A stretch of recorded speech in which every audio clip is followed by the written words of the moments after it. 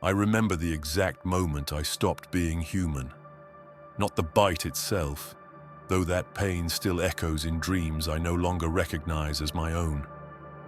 The moment came later, standing before a mirror that reflected something wearing my face, something that remembered my name but could not recall why it had ever mattered. I record this testimony while fragments of who I was still surface in the spaces between heartbeats, before the beast claims even these final thoughts. The curse of the Worgen is not simply transformation. It is the slow, inexorable discovery that what you believed was your soul was merely the thinnest veneer over something far older, far hungrier, far more true than anything you dared call yourself. The attack came without warning, as such things always do. I had been traveling the roads beyond Gilneas, a merchant's route I had walked countless times before, when the shadows beneath the ancient oaks began to move with purpose that had nothing to do with wind or natural darkness. The creature that emerged was neither wolf nor man, but something caught between the two, something that should not have existed in any world governed by reason or divine plan. I remember thinking, in that final moment of human clarity, that its eyes held intelligence, not the cunning of a beast, but something deeper, something that recognized me in return. There was sorrow in those yellow depths, sorrow and rage, and a hunger that transcended mere physical need. It was the hunger of something that remembered being other than what it had become. The bite itself was surprisingly gentle. The creature's fangs pierced the flesh of my forearm with surgical precision, as if it had done this countless times before, as if it understood exactly what needed to be transferred and how much was required. There was pain, yes, but not the tearing agony I expected. Instead, there was heat, spreading from the wound like molten metal poured through my veins, carrying with it something that was not quite poison and not quite blessing. I struck out wildly, more from instinct than courage, and the creature released me immediately, stepping back into the shadows as if its work was complete. For a moment, we regarded each other across the space of a heartbeat. Then it spoke, and its voice was the sound of autumn leaves scraping across tombstones. "Forgive me, brother," it whispered, "but you will understand soon enough." Then it was gone, leaving me alone on the road with a wound that was already beginning to close, and questions that would never find answers in the world I thought I knew. The healing began immediately, and that should have been my first warning. Human flesh does not mend itself in minutes. Human bones do not strengthen and reshape themselves without cause. But I told myself it was shock, adrenaline, the body's natural response to trauma. I told myself many lies in those first hours, each one more desperate than the last. I pressed a cloth to the wound, but the bleeding had already stopped. The puncture marks were clean, almost ritualistic in their precision, as if they had been made not to harm, but to deliver something essential. As I walked home, the cloth fell away, unused, revealing skin that bore only the faintest marks of what had occurred. By the time I reached my cottage, the fever had begun. It started as warmth in my chest, a glow that seemed to emanate from somewhere deeper than my lungs or heart. I attributed it to the excitement, to the terror of the encounter. But as the evening wore on, the warmth became heat, and the heat became a fire that seemed to burn in my very bones. I tried to sleep, but sleep would not come. Instead, I lay in my bed and listened to sounds I had never noticed before. The scurrying of mice in the walls, the breathing of my neighbor's dog 3 houses away, the whispered conversation of lovers walking past my window, their words as clear as if they spoke directly into my ear. My senses were sharpening, growing acute in ways that defied explanation. I could smell the fierce sweat of the merchant who had passed my door that afternoon, could taste the metallic tang of the blacksmith's forge on the evening air. The world was becoming larger, more complex, filled with layers of information I had never known existed. With the enhanced senses came other changes. My thoughts, usually orderly and measured, began to race. Anger came easier, burning brighter and lasting longer than it ever had before. Small irritations that would once have passed without notice now felt like personal affronts, demanding immediate response. I found myself pacing my small rooms like a caged animal, energy thrumming through muscles that seemed suddenly inadequate for the power flowing through them. My hands trembled not with weakness, but with a strength I did not understand and could not control. On the second night, I sought help. The village healer, an old woman named Meredith who had tended wounds and illnesses for longer than I had been alive, examined the bite marks with growing confusion. She applied salves and spoke prayers, but her touch burned against my skin, and her remedies seemed to make the fever worse rather than better. "This is no ordinary wound," she murmured, her fingers tracing the edges of the marks. "There is something else here, something I do not recognize." She was afraid. I could smell it on her, a sharp, acrid scent that spoke of deep, primal terror. But when I asked her what she sensed, she would only shake her head and prescribe rest and strong broths. I knew she was lying. I could hear the deception in her voice, could see it in the way her eyes refused to meet mine. But more disturbing than her fear was my own response to it. Part of me, a part that seemed to be growing stronger with each passing hour, was pleased by her terror. It fed something dark and hungry within me, something that found satisfaction in inspiring fear in those who had once seen me as harmless. By the third day, I could no longer deny what was happening. The changes were accelerating. My jaw ached constantly, as if my teeth were trying to reshape themselves. My fingernails had grown thick and sharp, more like claws than anything human. Hair was sprouting on my arms and chest in patterns that followed no natural design. But the physical changes were nothing compared to what was happening inside my mind. Dreams that were not dreams began to visit me in the daylight.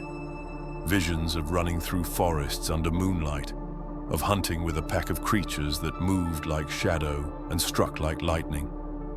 In these waking dreams, I felt a joy and freedom I had never known as a human, a sense of belonging to something greater and more primal than civilization could ever provide. Yet with the joy came rage, a rage so pure and consuming that it took my breath away. It was the rage of something that had been denied its true nature for far too long, something that had been caged and diminished and forced to pretend it was less than what it truly was. I began to understand that the creature that had bitten me had not attacked randomly. It had chosen me specifically, recognized something in me that I had never seen in myself. The bite was not an assault, but an awakening, a revelation of what I had always been beneath the mask of human civility. The old stories came back to me then. Tales my grandmother had whispered of creatures that walked the line between man and beast, of curses that stretched back to the earliest days of the world. Stories of the Worgen, though I had dismissed them as folklore, as cautionary tales meant to keep children from wandering too far into the woods. But folklore does not burn through your veins like liquid fire. Folklore does not reshape your bones while you sleep. Folklore does not whisper to you in voices that speak of ancient hungers and older loyalties than anything human hearts can comprehend. On the fourth night, alone in my cottage with the shutters barred and the doors locked, I felt the change beginning in earnest. It started as pressure, building behind my eyes and in my skull, as if something inside was trying to break free. My vision blurred, then sharpened to a clarity that made the darkness seem like twilight. Colors I had never seen before painted the shadows, and I could make out details in the blackness that should have been invisible. The pressure moved down through my body, settling into my bones and muscles. I could feel them shifting, stretching, preparing for a transformation that my human mind could barely comprehend. The rational part of me, the part that still clung to mortality and sanity, screamed warnings that went unheeded by the deeper self that was awakening. Power flowed through me, raw and intoxicating. Strength beyond anything I had ever imagined possible coursed through muscles that were rapidly ceasing to be human. My senses exploded outward, painting the world in scents and sounds and textures that overwhelmed my consciousness. And beneath it all, like a drumbeat that matched the rhythm of my transforming heart, came the voice. Not words exactly, but a presence that spoke directly to parts of my mind I had never known existed.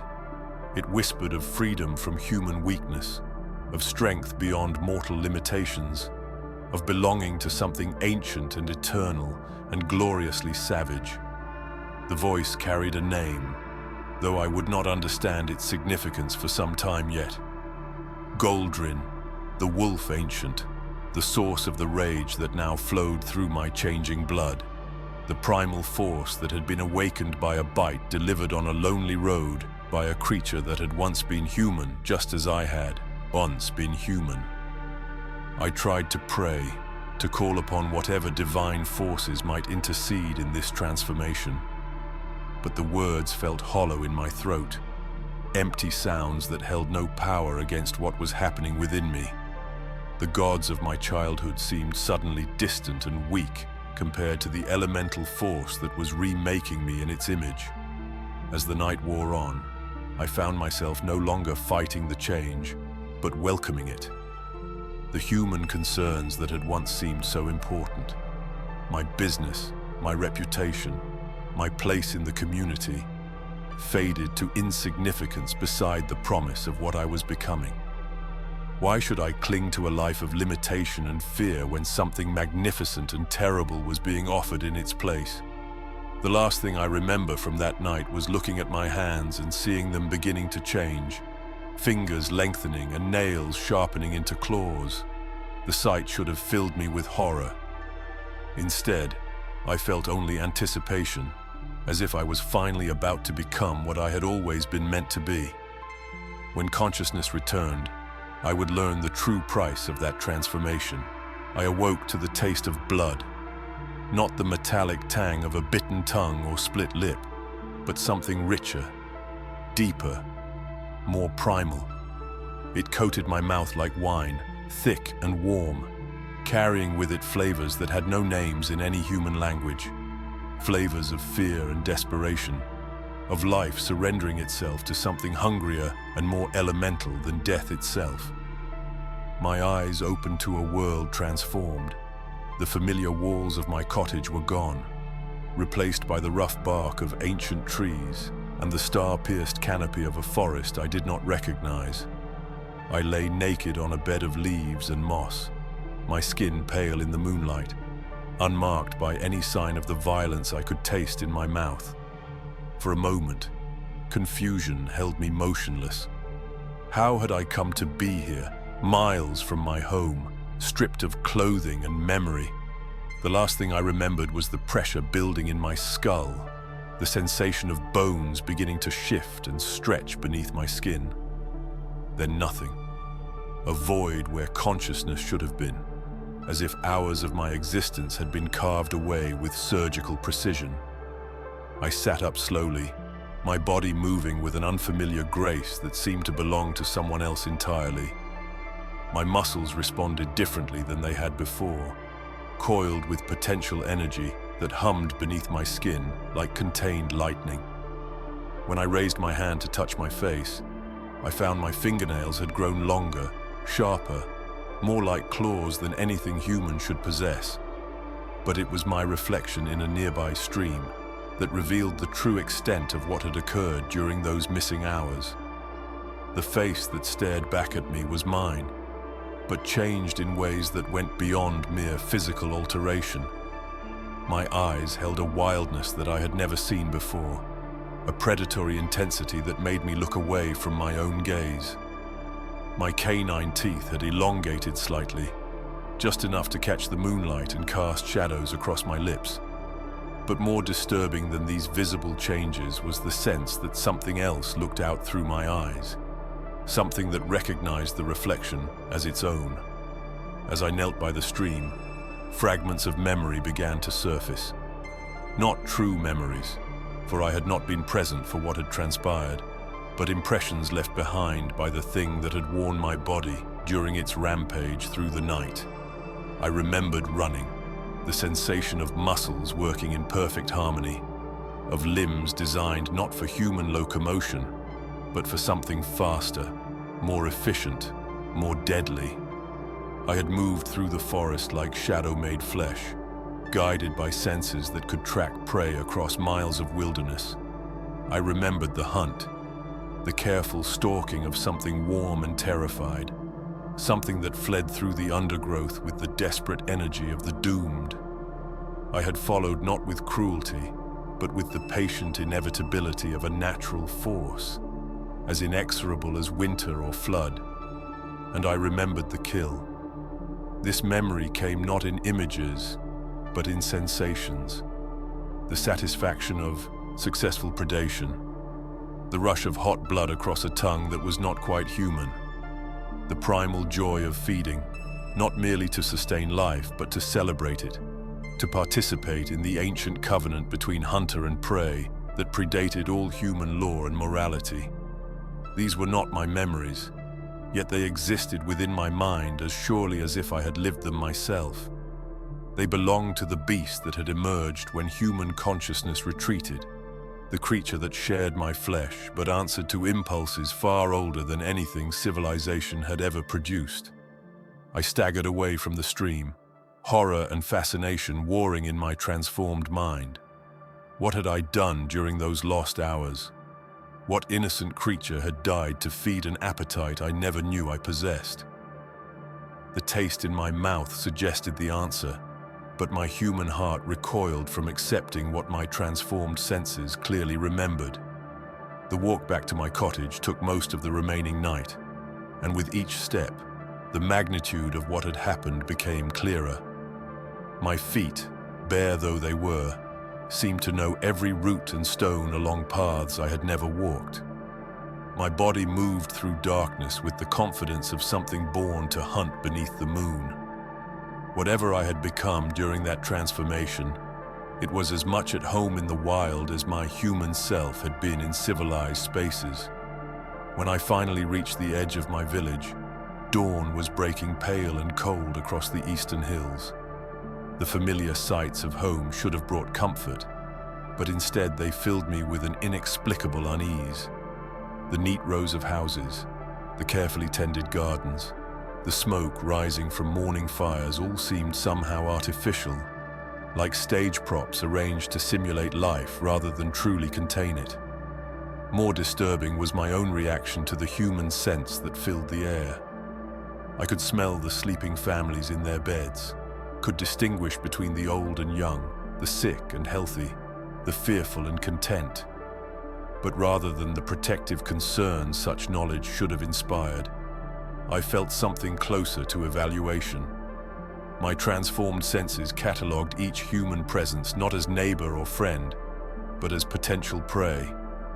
I forced myself to enter my cottage, to seek the safety and normalcy of familiar surroundings. But the moment I crossed the threshold, I knew that something fundamental had changed in my relationship to human spaces. The rooms felt too small, too confined, like cages designed to contain something much less vital than what I had become. The furniture, the possessions, the careful arrangements of a civilized life all seemed suddenly foreign, artifacts from a culture I could barely remember belonging to. It was then that I noticed the blood beneath my fingernails. Not much, just dark crescents that spoke of recent violence, but enough to confirm what my emerging memories had already suggested. During my transformation, during those hours when consciousness had fled and something else had controlled my actions, blood had been spilled. I scrubbed my hands until they were raw, but the stains seemed to go deeper than soap and water could reach. They had soaked into the very whorls of my fingerprints, marking me as surely as any brand. I was no longer innocent of bloodshed, no longer able to claim ignorance of what the beast within was capable of accomplishing. Over the following days, reports began to filter through the village of strange occurrences in the surrounding countryside. Livestock found dead, drained of blood but otherwise untouched. Tracks in the mud that resembled wolf prints but were too large, too human in their proportions. Travelers who spoke of glimpsing something in the darkness that walked upright but moved with the fluid grace of a predator. Each report struck me like a physical blow, for I knew with growing certainty that I was responsible, that during my transformation I had become something capable of the very violations of natural order that had always existed only in folklore and nightmare. The second transformation came 3 nights later. I had prepared as well as I could, barricading myself within my cottage, securing every door and window against the possibility of escape. I had convinced myself that containment was possible, that I could somehow manage the change, control what happened when the beast emerged. I was wrong. The transformation began as it had before, with pressure building in my skull and the sensation of bones beginning to shift beneath my skin. But this time, I remained conscious longer, able to witness the early stages of what my body was becoming. My spine began to elongate first, stretching and reshaping itself to accommodate a different mode of locomotion. The pain was extraordinary, not merely physical but existential, as if my very identity was being rewritten at the cellular level. My ribcage expanded to house lungs designed for different breathing patterns, while my limbs stretched and strengthened to support frame that was rapidly ceasing to be human. But it was the change in my senses that proved most overwhelming. My vision sharpened until I could see individual dust motes floating in the moonlight streaming through my barricaded windows. My hearing became so acute that I could distinguish between the heartbeats of different villagers sleeping in their beds, blocks away. My sense of smell exploded outward, painting the world in layers of scent so complex and detailed that my human mind simply could not process them all. With the enhanced senses came enhanced appetites. Hunger struck me like a physical force, not merely for food, but for the hunt itself, for the ancient dance of predator and prey that my transformed body was designed to perform. Every human scent that reached my nostrils triggered responses that had nothing to do with protection or compassion, and everything to do with evaluation and consumption. I fought against these impulses with what remained of my human will, but it was like trying to hold back the tide with bare hands. The beast that was emerging possessed a strength and certainty of purpose that my civilized consciousness could never match. It knew what it was, what it needed, what it was meant to do, and it would not be denied. The last coherent thought I had before consciousness fled entirely was a prayer that my barricades would hold, that whatever emerged would find itself trapped within the confines of my cottage until dawn returned and human reason could reassert itself. When awareness returned, I found myself standing in the village square, naked and blood-covered, surrounded by the scattered remains of my carefully constructed prison.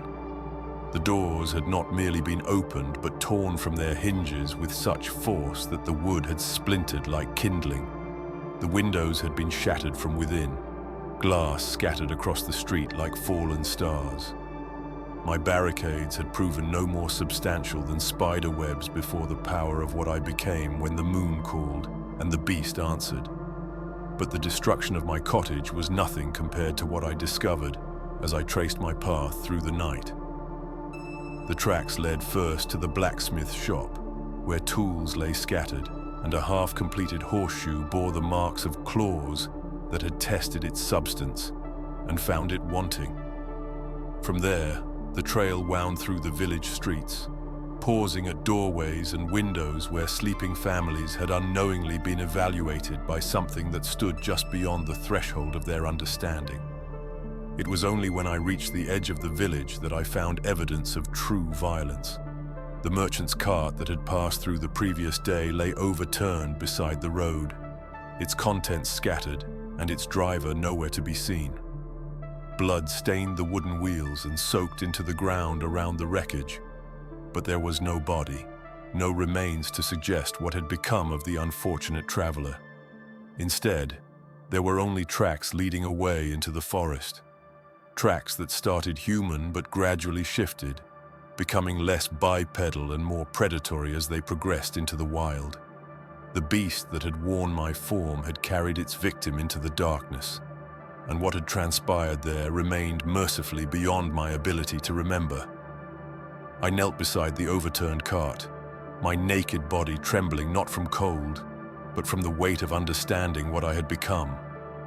The bite that had seemed so minor, the fever that had felt like ordinary illness, the changes that had appeared merely physical, all had been leading to this moment of recognition. I was no longer human in any meaningful sense. I was something that wore human shape by day, but became a predator when darkness fell and ancient hungers awakened. The curse that flowed in my blood was not merely a disease, but a transformation so fundamental that it called into question everything I had once believed about the nature of identity and will. The worst part was not the loss of control, though that was terrible enough.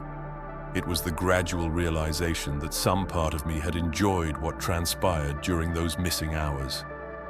Deep within my human consciousness, buried beneath layers of civilization and moral conditioning, something primitive and savage had awakened and found satisfaction in the hunt.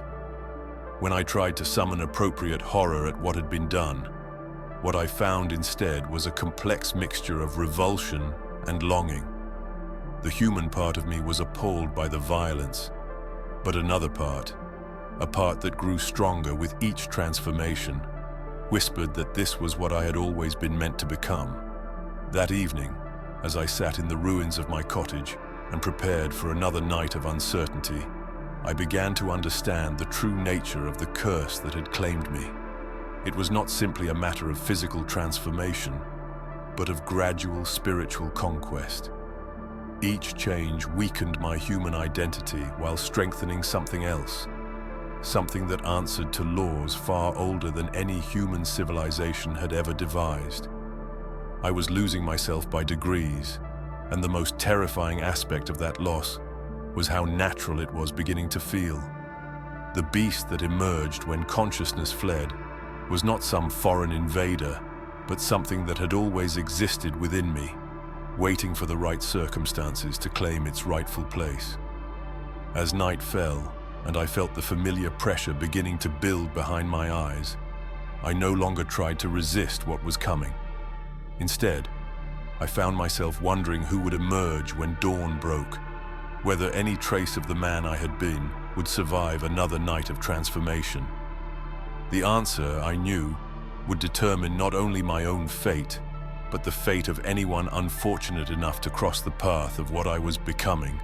When human will no longer possess the strength to contain the beast within, the changes did not end with the physical transformations. They had only begun there, in the reshaping of bone and sinew, but their true work lay in the slower, more insidious alterations of mind and spirit that followed like shadows cast by a corrupted sun. In the days after my second transformation, I discovered that the beast did not simply emerge during the darkest hours and then retreat into whatever primordial depths had spawned it. It remained, a constant presence lurking beneath the surface of my consciousness, influencing every thought, coloring every emotion, reshaping the very foundations of what I had once believed to be my immutable self. The rage was always there now, a low fire burning in my chest that never fully extinguished. Not the quick, hot anger of human frustration, but something deeper, more ancient, more patient. It was the rage of Goldrin himself, the wolf ancient whose essence had been awakened in my blood by that first bite on a road that seemed to belong to another lifetime.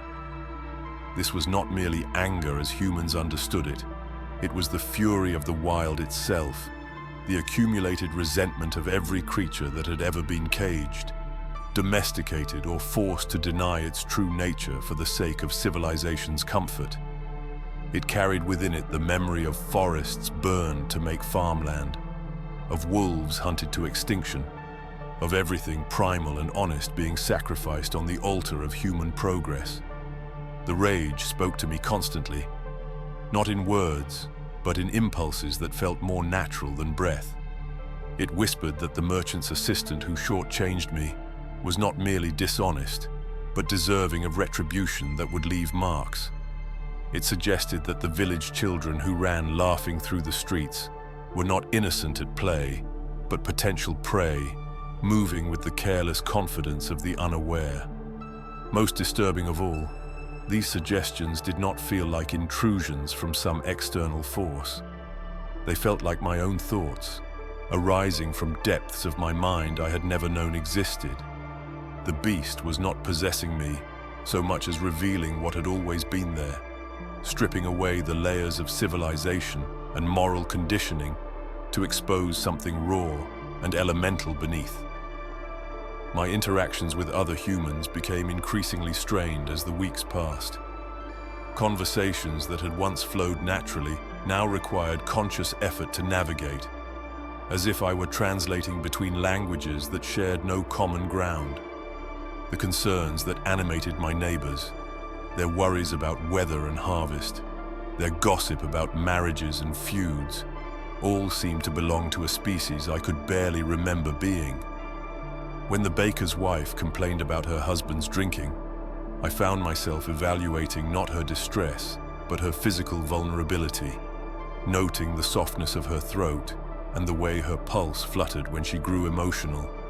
When the village boys boasted about their prowess with sword and bow, I had to suppress the urge to demonstrate what true predation looked like, to show them how little their human weapons would matter when faced with something designed by forces older than their ancestors' first fires.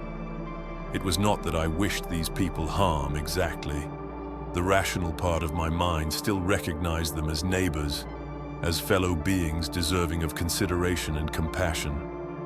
But that recognition felt increasingly abstract, like a philosophical position I held intellectually, rather than a truth I felt in my bones.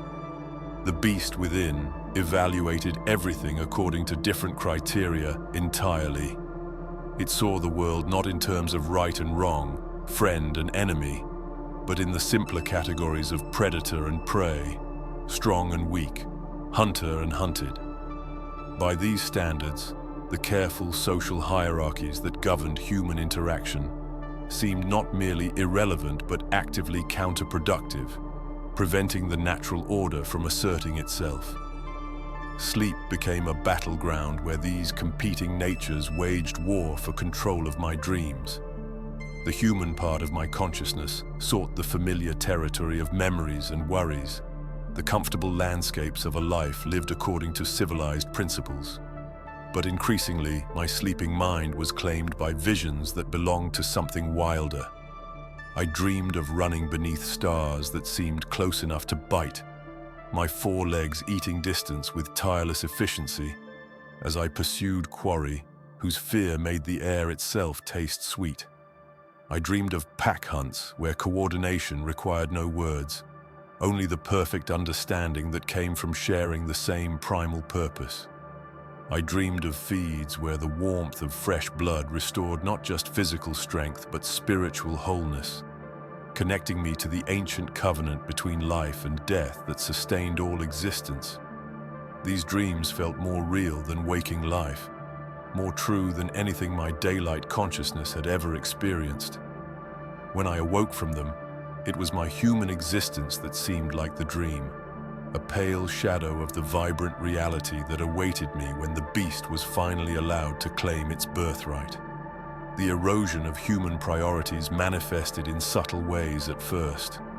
I found myself losing interest in the small trade that had sustained me for years, the careful negotiations and measured exchanges that had once given structure to my days.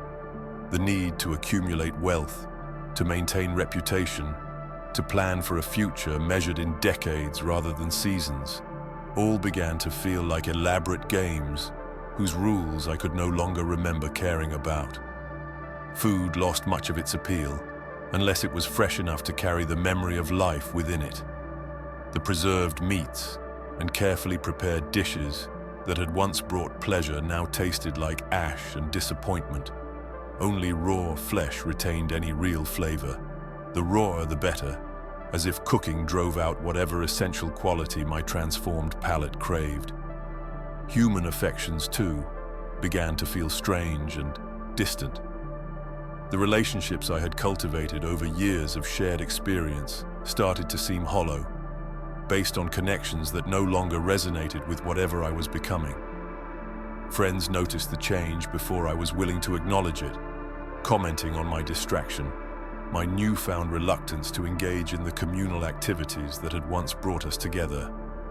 When the cooper's daughter, a girl I had known since childhood, spoke to me of her plans to marry the miller's son, I found myself studying her not with the avuncular interest appropriate to our relationship, but with the calculating assessment of something evaluating breeding potential.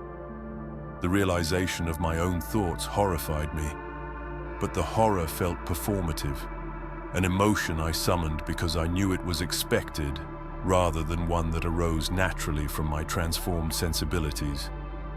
The beast's influence extended beyond mere appetite and aggression into the very foundations of memory and judgment. Events from my human past began to feel increasingly remote, not forgotten, but somehow irrelevant to my current existence. The grief I had felt at my parents' deaths, the joy I had known in small accomplishments, the fears and hopes that had once motivated my choices, all seemed to belong to someone else, a stranger whose experiences I could recall, but no longer truly understand. In their place, new memories were taking root. Not memories of things I had actually experienced, but inherited recollections that seemed to come with the curse itself. I found myself remembering forests that had been cleared centuries before my birth, recalling the taste of game animals that had been extinct for generations, feeling nostalgia for pack bonds I had never known, but somehow understood in my transformed blood. These ancestral memories carried within them an understanding of my condition's true nature that my human education had never provided. Through them, I began to comprehend that what had happened to me was not some isolated curse, but part of a pattern that stretched back to the earliest days of the world, to the time when the boundaries between civilization and wilderness had first been drawn. I learned of Goldrin, the wolf ancient whose rage now burned in my veins, whose fury at being tamed had become the source of power for all who shared his essence. I understood, without being explicitly told, that my transformation connected me to druids who had lived 10,000 years before, to night elves who had chosen the path of the pack and paid prices that made my own suffering seem trivial by comparison. The knowledge came not as revelation, but as recognition, the gradual understanding of truths that had always existed within the curse, but which my human consciousness had lacked the capacity to perceive. I was not an isolated victim of supernatural misfortune, but a link in a chain that bound me to every Worgen who had ever lived, every soul who had ever felt the wolf's call, and answered, despite knowing the cost. This understanding brought with it a terrible sense of inevitability. The changes I was experiencing were not accidents or side effects, but the natural progression of a transformation that had been set in motion the moment fangs pierced my flesh.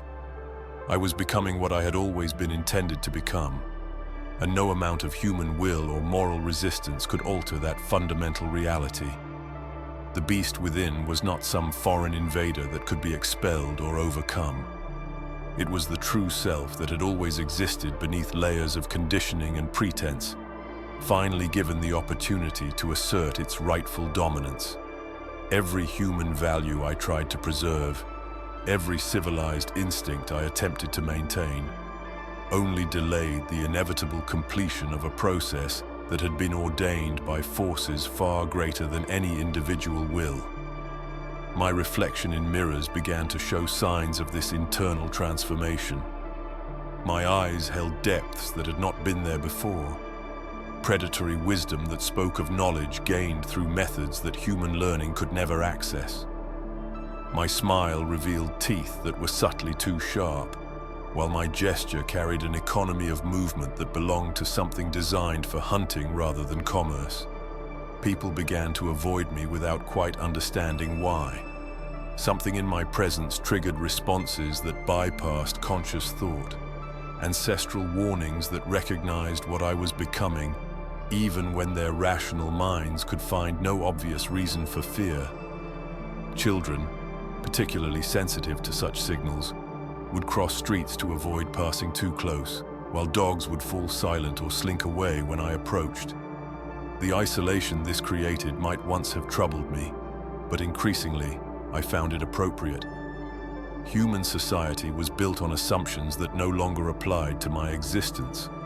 The pretense of equality, the fiction that all members of the community shared the same fundamental nature, became harder to maintain when every interaction reminded me of how far I had already diverged from the species I had once believed myself a part of.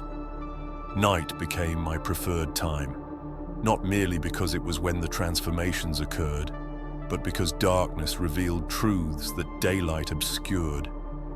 Under the moon and stars, the artificial boundaries that humans imposed on the world seemed less substantial. The careful divisions between mine and yours, between civilized and wild, between permitted and forbidden, all dissolved into more honest categories of strong and weak, cunning and careless, predator and prey. It was during these nocturnal wanderings that I began to encounter others like myself, though I would not understand the significance of these meetings until much later. Shapes that moved through the darkness with familiar purpose. Creatures that maintained the pretense of humanity during daylight, but revealed their true nature when the sun's judgment was safely hidden beyond the horizon. These encounters were wordless, consisting mainly of acknowledgement and assessment. We recognized each other as members of the same pack, inheritors of the same ancient curse. But the isolation that came with our condition made true communication difficult. We were learning to be something other than human, but we had not yet discovered what that meant, or how to build communities around our shared transformation. The beast within grew stronger with each passing day, its influence spreading like roots through the soil of my consciousness. What had begun as foreign impulses gradually became familiar thoughts, while what had once felt like core aspects of my personality began to seem like half-remembered dreams from someone else's life.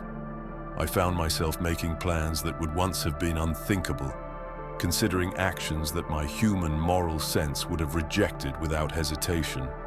The merchant who had cheated me began to seem less like a neighbor who had made an error and more like a problem that required a permanent solution. The village guards who patrolled the streets after dark started to look less like protectors of order and more like obstacles standing between me and the freedom that my transformed nature craved. These thoughts frightened me, but the fear itself was changing, becoming less about the moral implications of violence and more about the practical risks of exposure.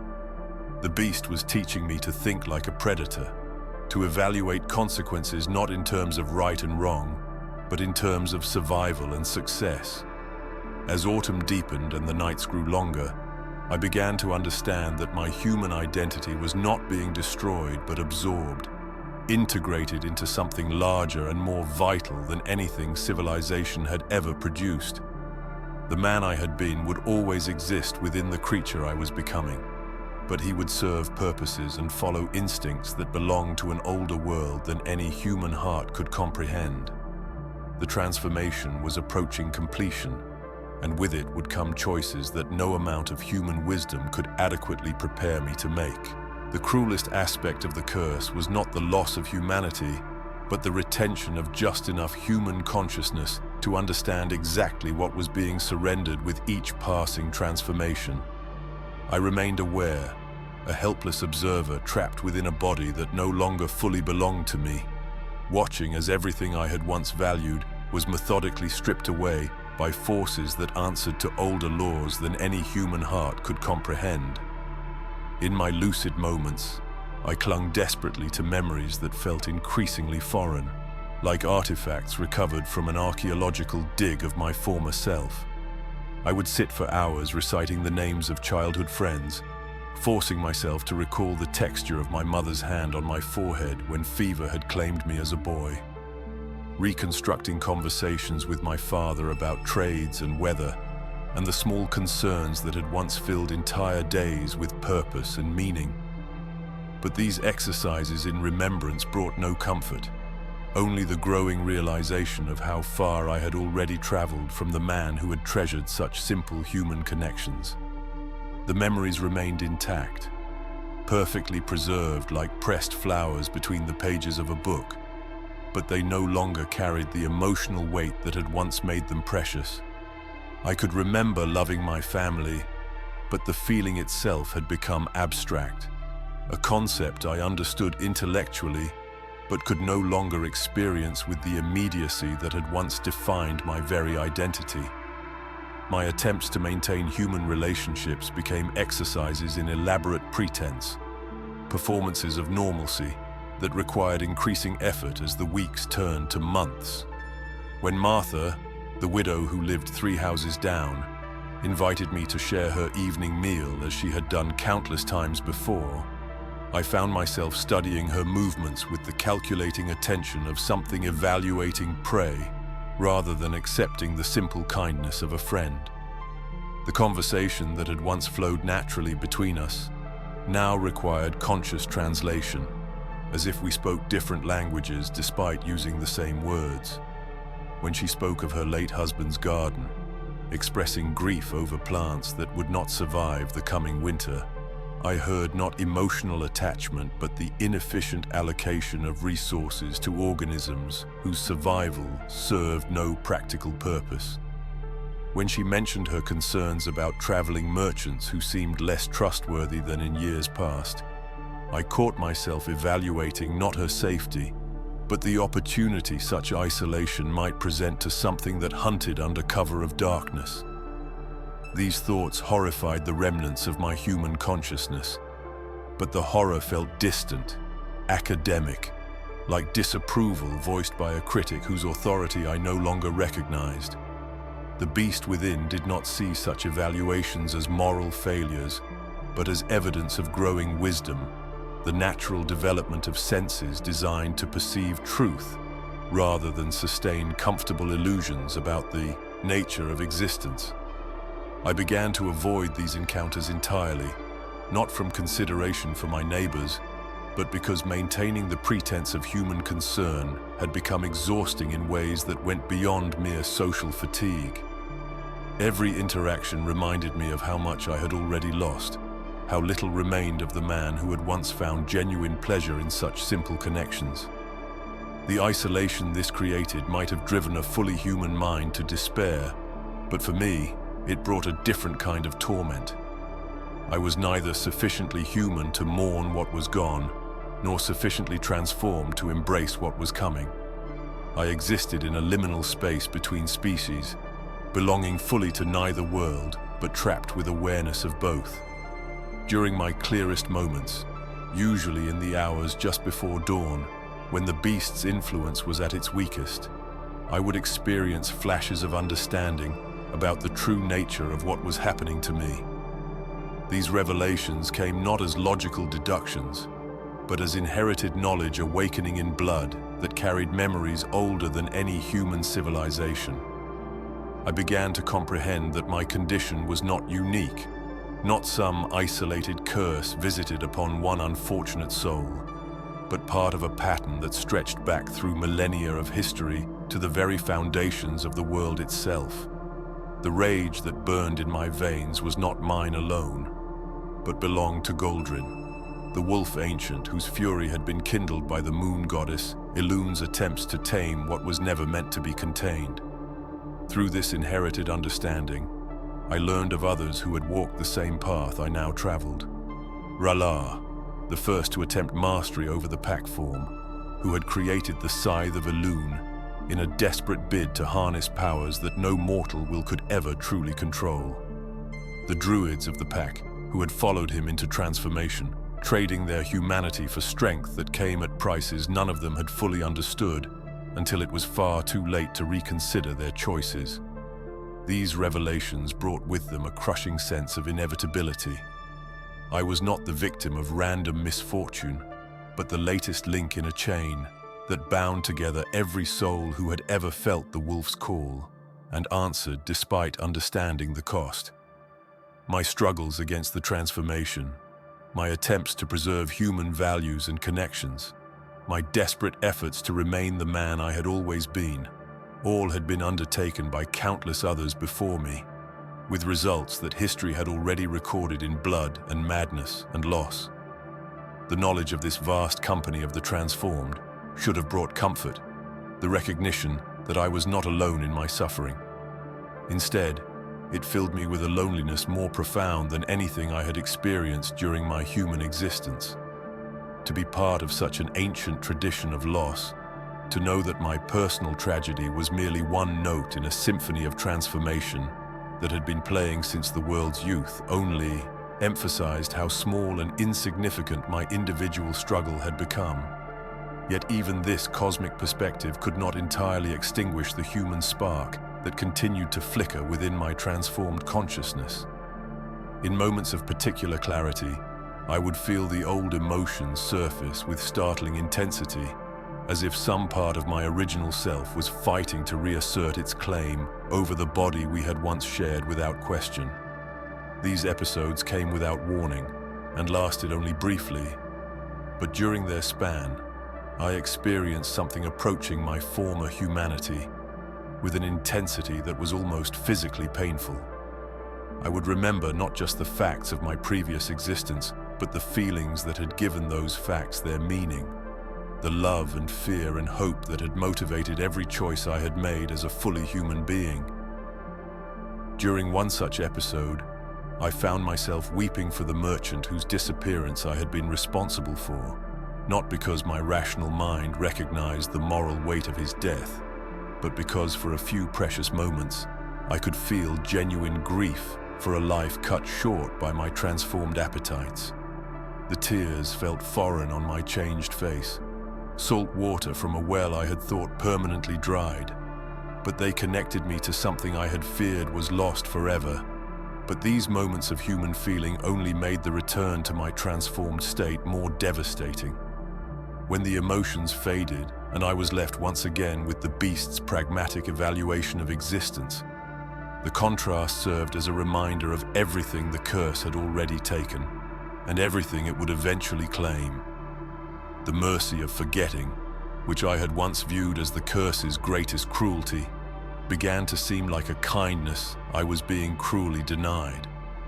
The irony was not lost on me that my efforts to resist the transformation only seemed to accelerate its progress.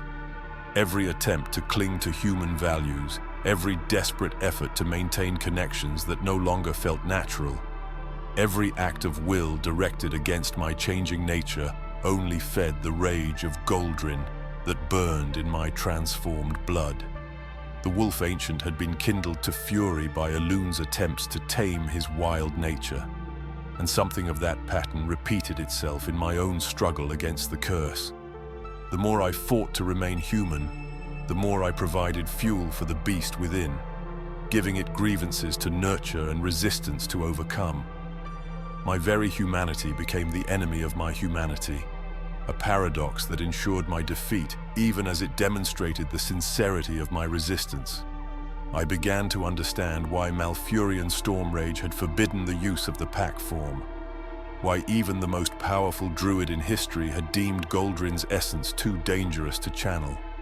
The transformation was not simply a matter of changing shape, but of being consumed by something vastly larger and older than any individual consciousness could hope to contain. Yet this understanding brought no practical relief, no strategy for escape or even effective resistance. Knowledge of the curse's nature only emphasized the futility of fighting against forces that had been set in motion by beings whose power dwarfed anything mortal will could muster. I was caught in currents that had been flowing since before my species had learned to speak, and all my struggling only served to exhaust what little strength remained to me. The gradual fading of my human attachments followed a pattern I came to recognize but could never predict or control. Relationships that had defined my existence for decades would simply cease to matter from one day to the next, not because of any dramatic revelation or conscious decision, but because the emotional foundations that had sustained them had quietly eroded beyond the point of structural integrity. My concern for the welfare of my community, once as natural as breathing, became an intellectual exercise that required deliberate effort to maintain. The fear of discovery that had initially motivated careful concealment of my condition gave way to indifference about whether others learned what I had become. The very survival instinct that might once have driven me to seek cure or escape grew muted, replaced by a fatalistic acceptance that felt more like wisdom than despair. This gradual emotional detachment was perhaps more frightening than any of the physical transformations I had experienced. Bodies could be changed, appetites could be redirected, behaviors could be modified, but the slow death of caring felt like the dissolution of the very core of what had made me human. When I could remember loving something but could no longer access the feeling that had made that love real, I began to understand that the curse's victory was not measured in claws and fangs, but in the quiet extinction of everything that had given meaning to mortal existence. Yet even as I chronicled this steady loss of human feeling, some stubborn part of my consciousness refused to surrender entirely. Like a candle flame that continues to flicker in wind that should have extinguished it long ago, some essential spark of my original self persisted despite every assault the transformation could mount against it. This persistence was not strength but suffering, not triumph but torment. To retain just enough humanity to recognize what was being lost, while lacking the power to prevent or even slow that loss, created a special category of hell that no purely human or purely bestial mind could ever experience. I was doomed to consciousness during my own annihilation, forced to bear witness to the death of everything I had once been, while remaining powerless to intervene. The curse had trapped me in the worst of both worlds, denying me both the mercy of forgetting and the grace of complete transformation. I existed in permanent exile from both my human past and my bestial future, a creature of the threshold who belonged fully to neither realm, but was condemned to dwell forever in the space between them. As winter deepened and the nights grew longer, I began to question whether consciousness itself was a burden too heavy for any being to bear through such fundamental change. The Worgen who lost themselves completely to the beast might be considered fortunate, spared the anguish of watching their former selves die by degrees while remaining aware enough to catalogue every loss, every surrender, every small defeat in the war between what was and what was becoming.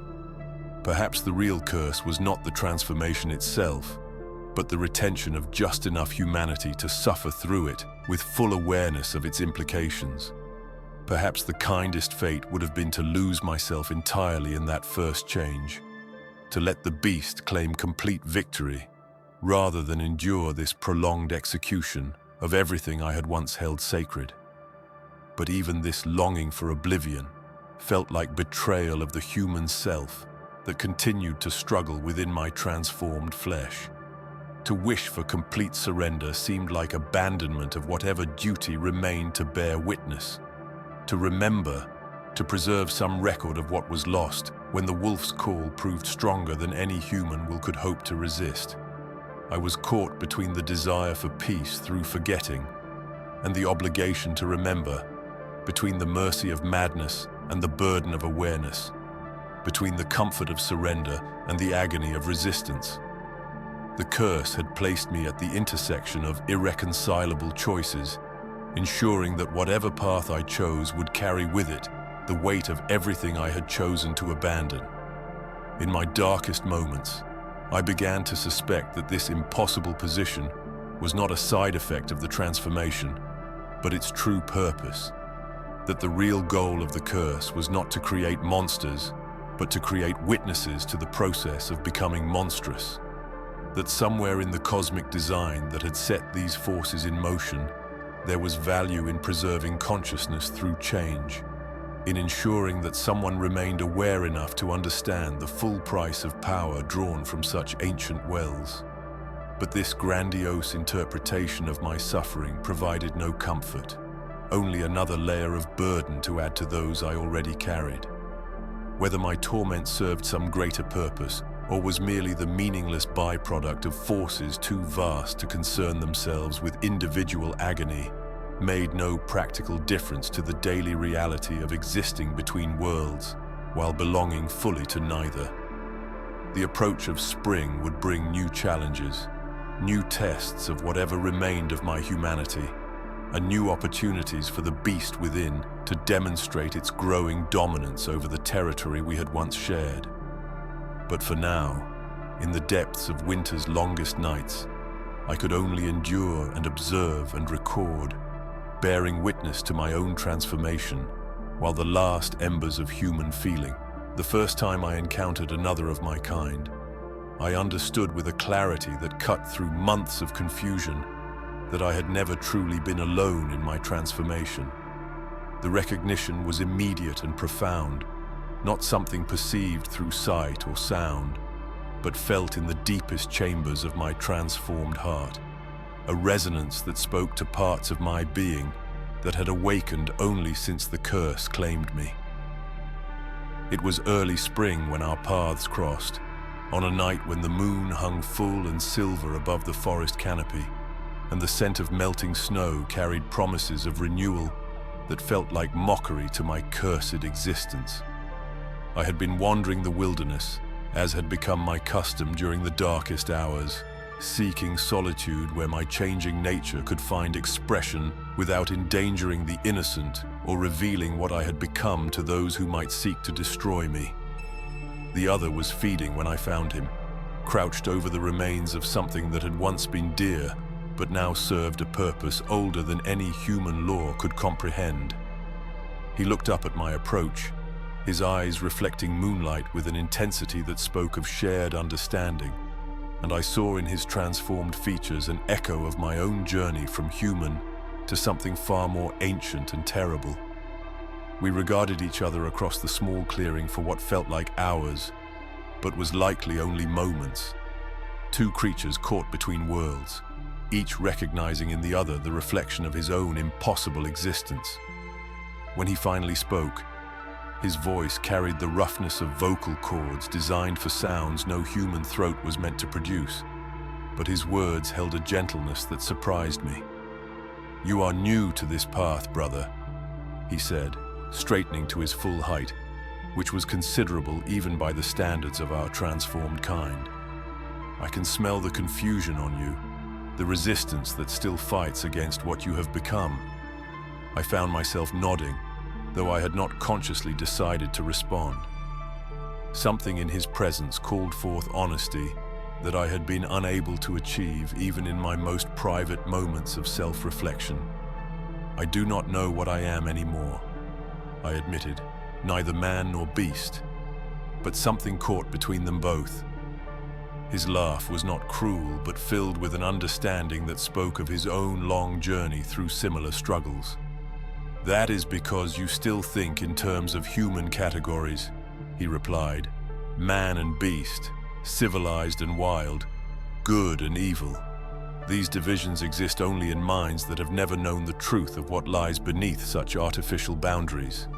He gestured for me to join him beside the remains of his kill, and though every human instinct warned against approaching something that could so easily become predator rather than companion, I found myself drawn by a compulsion that went deeper than fear or caution. When I settled beside him on the forest floor, the scent of fresh blood triggered responses in my transformed physiology that I had been fighting to suppress for months. "Eat," he said simply, tearing away a portion of the still warm flesh and offering it to me. "Your body knows what it needs, even if your mind refuses to accept it." I stared at the raw meat in his outstretched hand, my human consciousness recoiling from the act, even as my transformed appetite surged toward acceptance. This was the moment I had been dreading since my first change, the final surrender of human dietary restrictions that would mark another irrevocable step away from the man I had once been. Yet as I hesitated, he began to speak of things that made my personal struggles seem small and temporary compared to the vast scope of what we had been drawn into through our transformation. "Do you know the true history of what you have become?" he asked, settling back on his haunches with the patient air of someone prepared to share knowledge accumulated through long experience. "Do you understand that your curse connects you to events that shaped the very foundations of the world?" I admitted my ignorance, and he nodded, as if he had expected no other response. "Then listen, young brother, and learn why your transformation is not the isolated tragedy you believe it to be, but part of a pattern that has been unfolding since the earliest days of creation." He spoke then of Goldrin, the wolf ancient whose essence burned in our transformed blood, whose rage had been kindled by the moon goddess Elune's attempts to tame what was never meant to be contained. I learned that the fury I felt rising in my chest during moments of stress was not some personal failing, but a direct inheritance from a being whose power had been present at the world's shaping, whose nature had been woven into the fundamental structures of existence itself. Through his words, I began to understand that our condition was not some random curse, but the end result of choices made by night elves 10,000 years before my birth. R'hllor Fangfire, the first to attempt mastery over the pack form, had created the Scythe of Elune in a desperate bid to harness Goldrin's power for what he believed was the salvation of his people. The irony was profound and bitter. R'hllor's noble intentions, his desire to protect the Kaldore from forces that would have exterminated them entirely, had led him to create something far more dangerous than the enemies he sought to defeat. In trying to control the uncontrollable, he had unleashed a curse that would spread across the ages, claiming souls in numbers that far exceeded any threat his original enemies might have posed. "The druids of the pack," my companion continued, his voice growing heavy with something that might have been grief, believed they could channel Goldrin's essence while retaining their sanity, their moral compass, their essential selves. They learned too late that the wolf ancient's nature could not be tamed without paying prices that no conscious being would willingly accept. I began to understand that my own struggles with the transformation were not unique failures of will, but part of an ancient pattern. Every Worgen who had ever lived had faced the same impossible choice between human values and bestial truth, and every one of them had eventually discovered that the choice itself was an illusion. The curse did not offer alternatives, but merely different rates of surrender to an outcome that had been determined from the moment fangs first pierced flesh. He spoke of the different packs that had emerged over the millennia, groups of the transformed who had found various ways to cope with their condition while remaining connected to the ancient source of their power. The Bloodfang family, who had learned to channel their transformation in service of purposes larger than individual survival. The Nightbane pack, who had embraced the wild completely, abandoning human civilization for the honest brutality of natural law.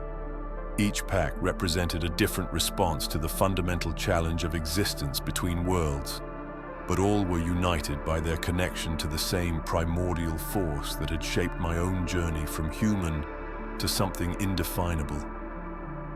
Learning of their existence provided a strange comfort, the recognition that I was part of a community that spanned continents and centuries, even if the bonds that connected us were forged in shared suffering rather than chosen affection. The most disturbing revelation came when he spoke of Archmage Arugal, the human sorcerer whose arrogance and desperation had brought the Worgen curse back into the world after millennia of containment in the Emerald Dream. Through Arugal's actions, the confined pack of R'hllor and his followers had been released to spread their condition among a new generation of victims who had no understanding of what they were inheriting. "We are all Arugal's children, in a sense," my companion said with bitter amusement. "Products of one man's hubris and Gilneas's desperation. He thought he could summon us as weapons to serve his purposes, never understanding that we serve only the hunger that burns in our transformed hearts. The knowledge that my curse could be traced to such recent and mundane origins was somehow more disturbing than learning of its ancient roots. That all my suffering, all my loss of humanity, all my transformation into something that existed between worlds could be attributed to the mistakes of a single desperate sorcerer made the entire experience feel like cosmic joke rather than meaningful struggle.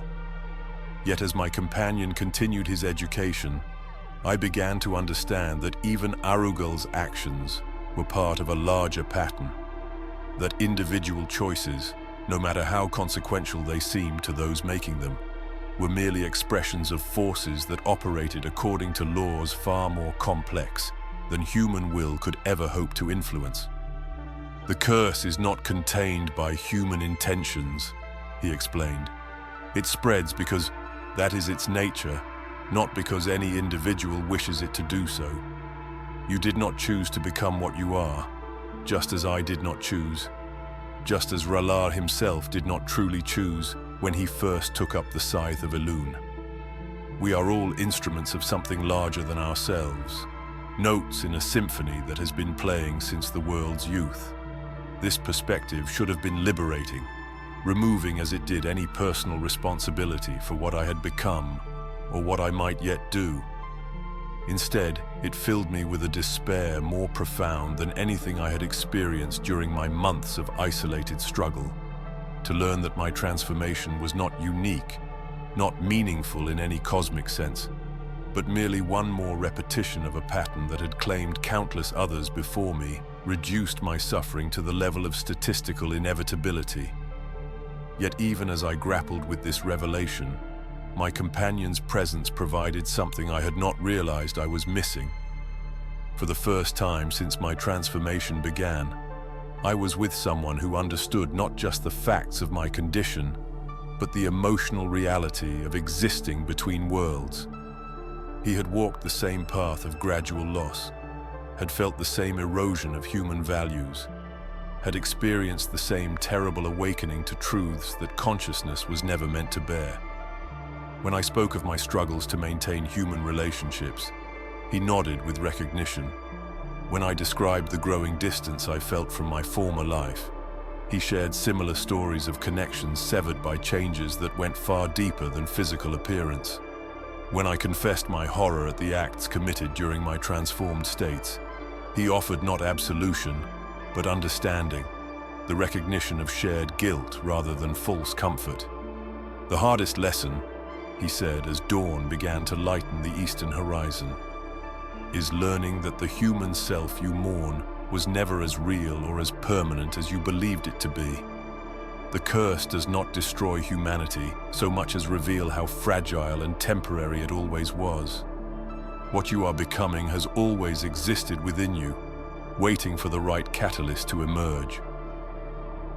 His words struck me with the force of revelation, not because they told me something I had not suspected, but because they articulated truths I had been afraid to acknowledge, even in my most honest moments of self-examination. The beast that emerged during my transformations did not feel foreign because it was an invader, but because it represented aspects of my nature that civilized life had taught me to deny and suppress. As we prepared to part with the coming of full daylight, He offered me something I had not expected, an invitation to join his pack, to become part of a community that understood the realities of our existence and could offer support through the challenges that lay ahead. "You do not have to face this alone," he said, his transformed features softening with something approaching kindness. "There are others like us, others who have learned to navigate between the worlds of human and beast. We cannot offer you a return to what you were, but we can provide companionship for what you are becoming." The offer tempted me more than I cared to admit. The prospect of ending my isolation, of finding acceptance among others who shared my condition, of no longer having to maintain the exhausting pretense of human normalcy, appealed to needs I had barely admitted to myself. But something in me, some stubborn fragment of my original identity, resisted the surrender that acceptance would represent. "I am not ready," I told him, though I was not certain what I was waiting for or what might constitute adequate preparation for such a choice. "I need more time to understand what I am becoming before I commit to what that might mean for others." He accepted my refusal without argument, perhaps recognizing in my resistance an echo of his own journey toward acceptance. "The offer remains open," he said simply. "When you are ready to stop fighting against your nature and begin exploring what it might offer, you will find us. We do not hide from our own kind." After he departed, melting into the pre-dawn shadows with the fluid grace that marked all of our kind, I remained in the clearing for a long time, processing what I had learned and what it meant for my understanding of my own condition. The knowledge he had shared painted my personal struggles as part of a vast tapestry of transformation and loss, connecting me to figures from history and legend who had faced similar challenges under different circumstances. The revelation that I was not alone, that my condition was shared by others who had found ways to build meaningful existence despite the fundamental changes they had undergone, offered both comfort and additional burden. Comfort in the recognition that my struggles were neither unique nor hopeless, but burden in the understanding that whatever path I chose forward would affect not only myself, but the larger community of the transformed to which I now belonged. The curse that had seemed like personal catastrophe revealed itself as cosmic pattern, individual tragedy as universal law. My transformation connected me not only to other Worgen, but to the very foundations of the world, to forces and beings whose power dwarfed any human understanding. I was part of something ancient and terrible and magnificent, whether I chose to embrace that identity or continued to resist it. The weight of this knowledge settled over me like a mantle I had not asked to wear, but could no longer set aside. I was no longer simply a man struggling with unwanted change, but a link in a chain that stretched back to the War of the Ancients and forward to consequences I could not begin to imagine. As I made my way back toward the human settlements, where I still maintained the pretense of belonging, I carried with me the understanding that my choices would echo far beyond my individual fate, that the path I chose between human and beast would contribute to a story far larger than any one life could hope to encompass. The pack called to me now with voices I could finally hear clearly, offering belonging and understanding at the cost of surrendering the last vestiges of what I had once believed myself to be. The choice that lay ahead would determine not only what I became, but what I contributed to the ancient curse that bound us all together in shared transformation and eternal hunger. Slowly died in the gathering darkness of Goldrin's eternal rage. The turning point came not with dramatic revelation or sudden enlightenment, but with the quiet recognition that I had been fighting a war that could never be won. Standing in the ruins of my cottage on the anniversary of my first transformation, surrounded by the debris of a human life that had slowly collapsed under the weight of changes I could neither reverse nor fully embrace, I finally understood that resistance itself had become the enemy of whatever peace might still be possible. For months, I had measured my worth by how successfully I could cling to human values, human connections, human ways of being in a world that increasingly felt foreign to my transformed senses. Every meal shared with neighbors, every conversation conducted within the bounds of civilized discourse, every night spent fighting against impulses that felt as natural as breathing had been counted as victory against the curse that sought to claim my essential self. But victories measured in such terms came at costs I could no longer afford to pay. The exhaustion of constant resistance, the loneliness of isolation from both human and Worgen communities, the despair that accompanied each evidence of my continued transformation had worn away my capacity for hope, until even the desire to fight seemed like an indulgence I could not sustain. The moment of acceptance arrived during what should have been another episode of transformation, another battle between human will and bestial nature that would leave me damaged regardless of which force emerged triumphant. But instead of the familiar struggle, I found myself simply observing the changes as they occurred, watching with detached interest as my body reshaped itself according to patterns older than any human law. For the first time since my curse began, I did not fight the emergence of the beast. I did not resist the reshaping of thought and appetite that accompanied physical transformation. I simply allowed what was happening to happen, curious to see what might emerge when the two aspects of my nature were permitted to exist without the constant warfare that had defined my existence for so long. What I discovered surprised me. Without the friction of resistance, the transformation proceeded more smoothly than it ever had before. The pain that had always accompanied the reshaping of bone and sinew diminished to manageable levels when I stopped trying to maintain human form through force of will. The disorientation that had marked the transition between states of being became a flowing change rather than a violent rupture. More significantly, I found that consciousness persisted through the transformation in ways it never had when I was fighting to preserve my human identity at the cost of denying my bestial nature. The beast that emerged was still unmistakably predatory, still driven by appetites that human morality could never fully approve, but it retained access to human memories and human reasoning in ways that made cooperation possible rather than conquest inevitable. This hybrid consciousness, neither purely human nor entirely bestial, opened possibilities I had never imagined during my months of resistance. I could draw upon the enhanced senses and physical capabilities of my transformed state while maintaining enough human wisdom to choose how those capabilities were employed. The beast's knowledge of tracking and hunting could be applied to protecting the innocent rather than preying upon them. The rage that had always felt so destructive could be channeled into righteous anger at injustices that my purely human consciousness had lacked the power to address. Over the following weeks, I began to explore this new way of existing, learning to navigate between my dual natures rather than attempting to privilege one over the other.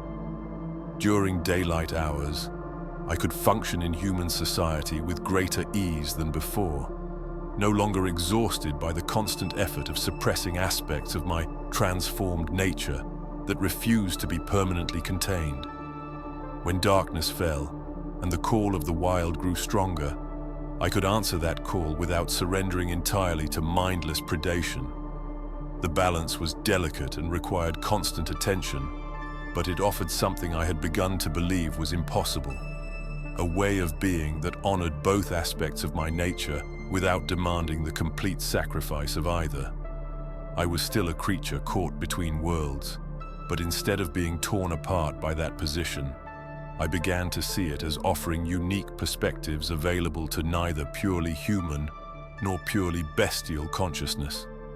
From my human heritage, I retained the capacity for moral reasoning, for considering consequences beyond immediate gratification, for valuing abstract principles like justice and compassion.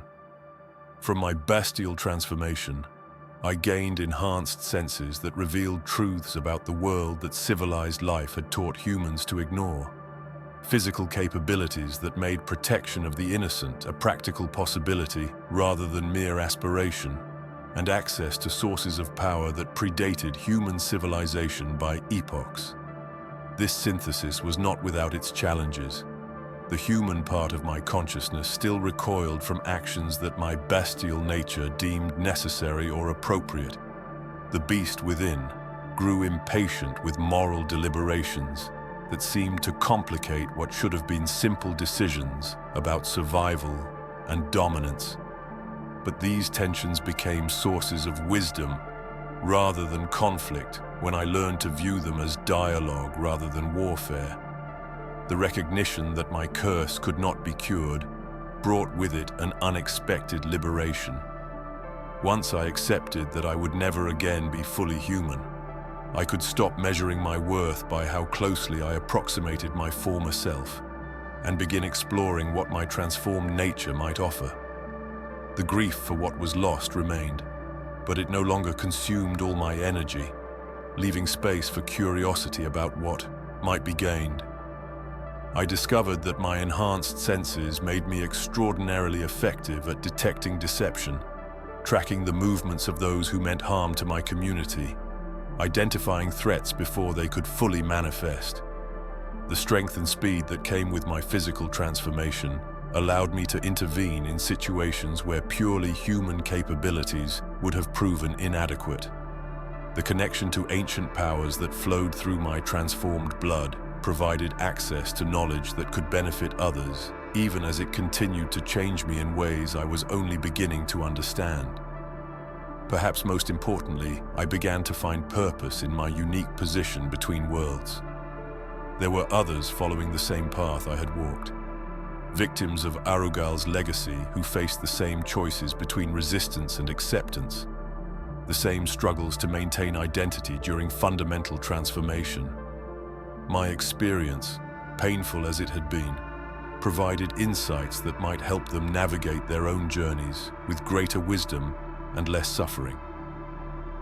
The first opportunity to test this possibility came when I encountered a newly transformed woman whose terror and confusion mirrored my own early experiences with the curse. She had been bitten only days before our meeting, and the changes were just beginning to manifest in ways that her human understanding could not process.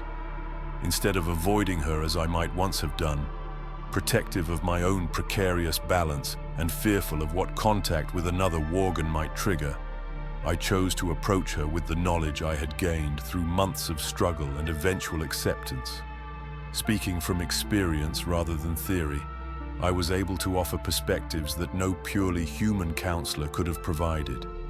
I helped her understand that the changes she was experiencing were not random catastrophes, but part of patterns that connected her to forces and beings far greater than any individual fate.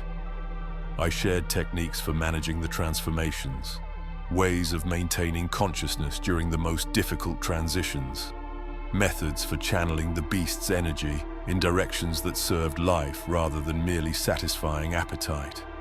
Most crucially, I was able to offer her something I had been denied during my own darkest period: the assurance that acceptance did not require surrender, that cooperation between human and bestial natures was possible, that the curse could become a source of strength rather than merely a burden to be endured.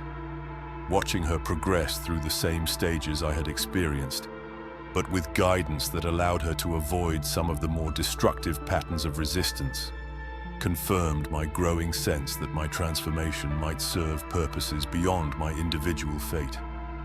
The knowledge gained through suffering could be transformed into wisdom that prevented others from enduring unnecessary pain. This realization brought with it a strange peace, the recognition that even the most unwanted changes could contribute to outcomes that served larger purposes than personal comfort. My curse connected me not only to ancient powers, but to ongoing responsibilities, opportunities to protect and guide others who would face similar challenges in the future. The balance I had achieved remained fragile, requiring constant attention and adjustment as my understanding of my dual nature continued to evolve. But for the first time since my transformation began, I could envision a future that held possibilities beyond mere survival.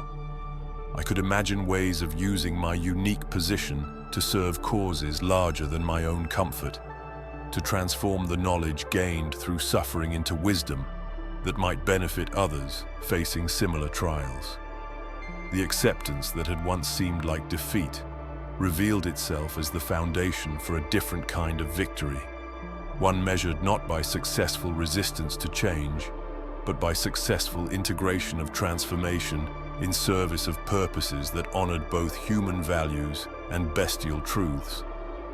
I was no longer fighting against what I had become, but learning to employ it wisely, no longer mourning what was lost, but exploring what might be gained.